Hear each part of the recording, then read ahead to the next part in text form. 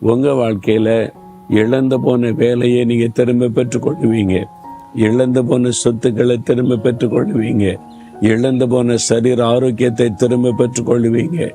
இழந்து போன உறவுகளை திரும்ப பெற்றுக்கொள்ளுவீங்க. இழந்து போன ஊழியத்தை திரும்ப பெற்றுக்கொள்ளுவீங்க. நீ எதை இழந்து போய் நிக்கிறீங்க? ஆண்டவர் சொல்ற, திரும்ப தருவேன். விசுவாசிங்க. நாம் இழந்து போனதை நமக்கு திரும்ப கொடுக்கத்தான் இயேசு சிலுவையில எல்லாவற்றையும் இழந்து போனவராய் தொங்கினார்.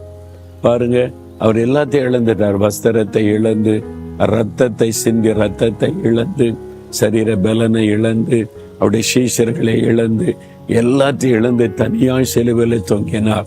இழந்து போன நிலைமையில் இருக்கிற நமக்கு நாம் இழந்து போனதை திரும்ப கொடுக்க அவர் தன்னை சிலுவையில் ஒப்பு கொடுத்தார். உங்களை நேசிக்கிறார். நீங்க இழந்து போனதை திரும்ப தருவார். விசுவாசிங்க. இன்றைக்கே அதை ஆரம்பிக்கும். இன்றைக்கு அதற்கான சூழ்நிலைகள் மாறும். இன்றைக்கு ஆண்டவர் அற்புதம் செய்ய ஆரம்பிப்பார். விசுவாசிக்கிறீங்களா?